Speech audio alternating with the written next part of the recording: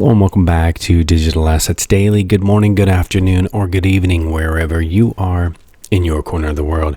Ripple lands on CNBC's 2020 list of 50 most disruptive startups.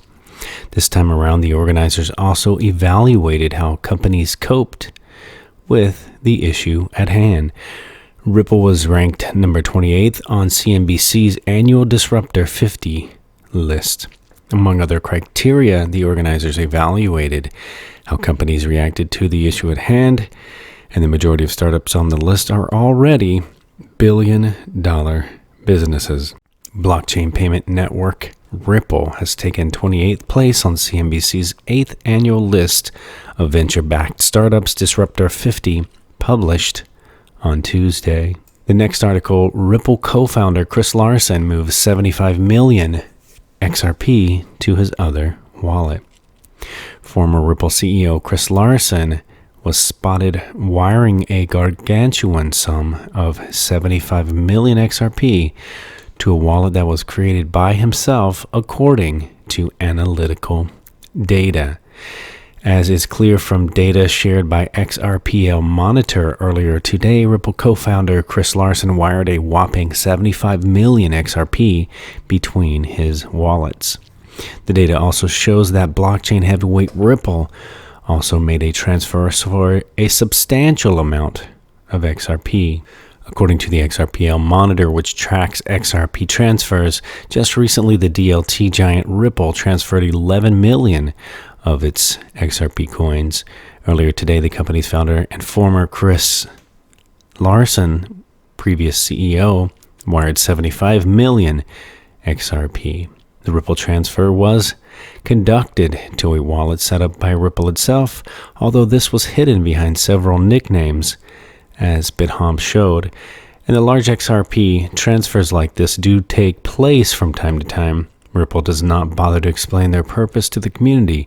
Many believe that the San Francisco-based blockchain Decacorn is merely dumping the coins into the market to keep the price low. And in the final article for this video, cryptocurrencies and U.S. securities laws beyond Bitcoin and Ether, former CFTC chairman Chris Giancarlo and Conrad Balk of Wilkie Farr and Gallagher discuss Ripple and the application of U.S. securities laws to XRP. Getting into just the headlines, the XRP is not an investment contract. And then we have XRP is sufficiently decentralized to avoid regulation as a security, a utility token for liquidity, and if not a security, then what? Ultimately, under a fair application of the Howey test and the SEC's presently expanding analysis, XRP should not be regulated as a security, but instead considered a currency or a medium of exchange, consistent with interpretations offered by other federal regulations. As the SEC chairman noted, certain cryptocurrencies are replacements for sovereign currencies. Replace the dollar, the euro, the yen, and Bitcoin, and that type of currency is not a security. This is no less true for XRP as it is for Bitcoin or Ether, which the SEC has explicitly stated fall outside the definition of a security. The increased adoption of XRP as a medium of exchange and a form of payment in recent years, both by consumers and in the business-to-business setting, further underscores the utility of XRP as a bona fide fiat substitute. Christopher Giancarlo is senior counsel and Conrad Balk is counsel at Wilkie Farr and Gallagher.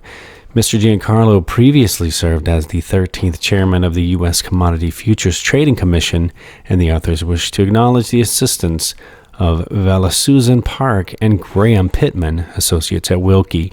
Wilkie is counsel to Ripple on certain matters and relied on certain factual information provided by Ripple in the preparation of this article.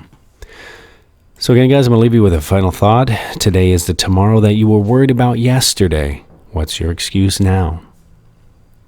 Remember, this is not financial advice. It is for entertainment purposes only. Hit that like and subscribe, and we'll catch you in the next one.